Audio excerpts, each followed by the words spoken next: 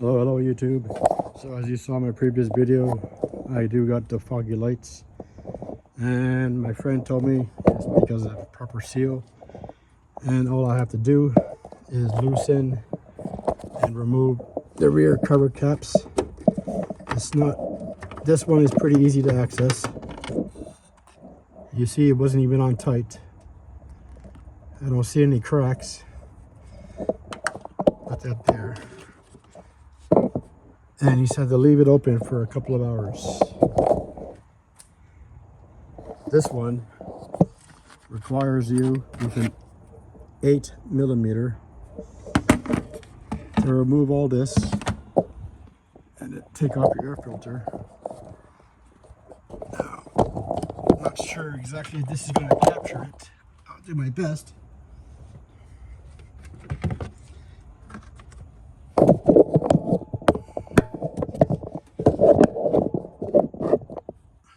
But it's right here, parallel to the frame. This one's on pretty tight. This one is on tight, so I presume it's the actual headlight assembly itself that's not on tight. Here you go. I do have it. So it was right here. I'm checking around for cracks. I don't feel any. So it's not too dirty. I did pass a rag into that. There's no oil. It was a bit dirty, but obviously the guy who sold it did the clean job quick. I'm going to be removing the rust, repainting it with the black rust paint. Yeah, see the rust. This car has seen a lot of action. And so I don't know if that's the cleaning product. See the shine on the bottom and it's matte on top. So that could be the cleaning product, or that could be splashes of oil that they rinsed off. There's no indication that they redid the engine. All they did was regular maintenance. The flushes of the coolant and the oil.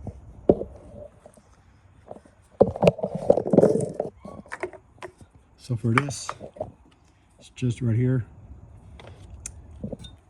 Like I said, this one came off, it was already loose. That's not a good sign. But I've checked everything else. Everything else seems to be okay.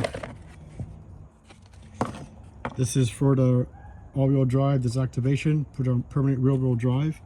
But yeah, they put that shiny stuff. I hate that. Never put that on an engine. Interesting. I'll leave that off for now. When I was driving, the rear wheel drive did kick in when I was cruising on the highway, along with the cylinder deactivation, MSD or MDS. It did kick in at 100 kilometers.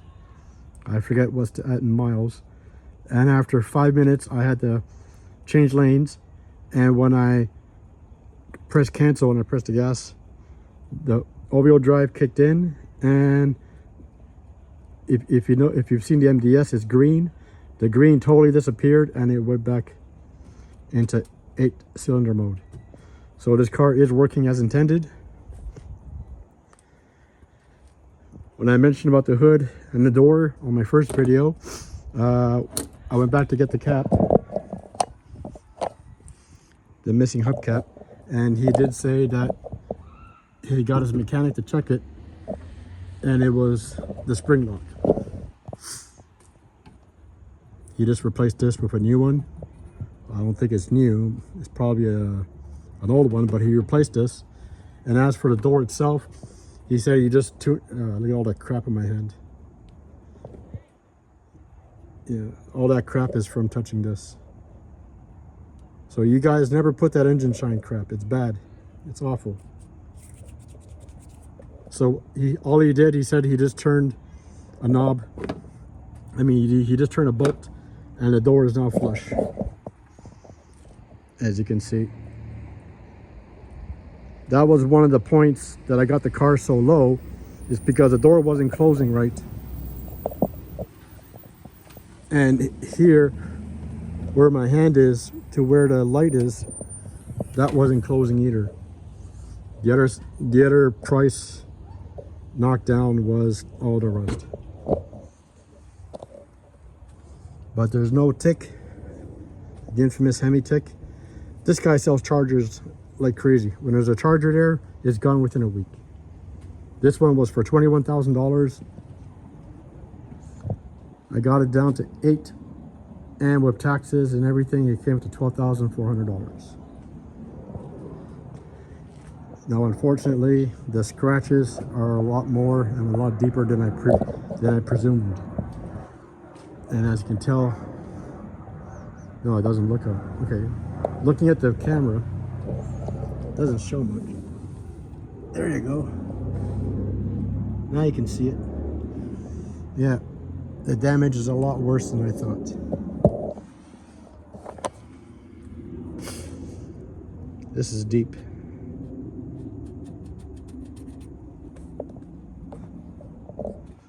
But I chose a car that has aesthetic damage compared to mechanical, because this fix just requires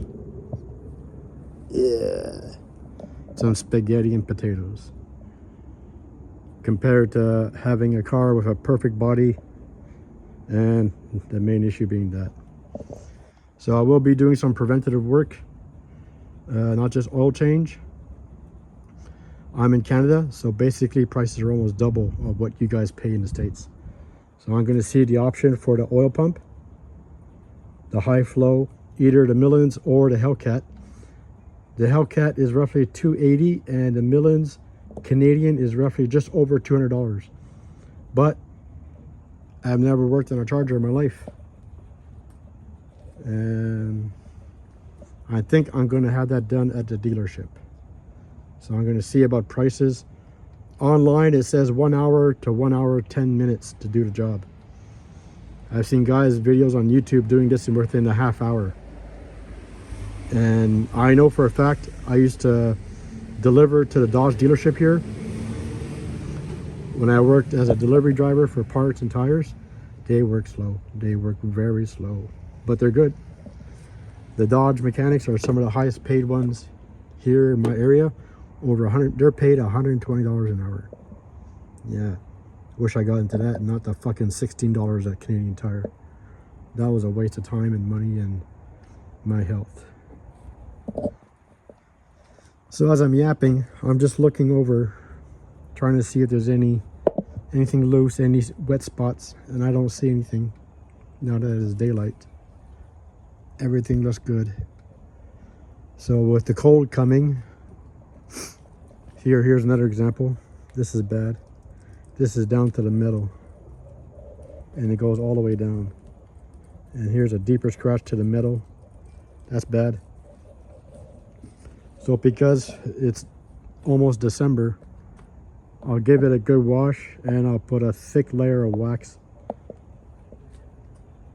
and I'll try and get a quote from a company for the big ones like this. This I can do myself. Just get a grinder, shave it off to the paint, the black rust paint. Like this here too. That rust is bubbling. I gotta do that quick. And what I do like, unlike the Crown, which has some missed parts, I'm not gonna go over the whole car. It's gonna take around 5 minutes. But I looked around, and all the VIN numbers are matching. So even though this car was into an accident, I'm pretty happy about that.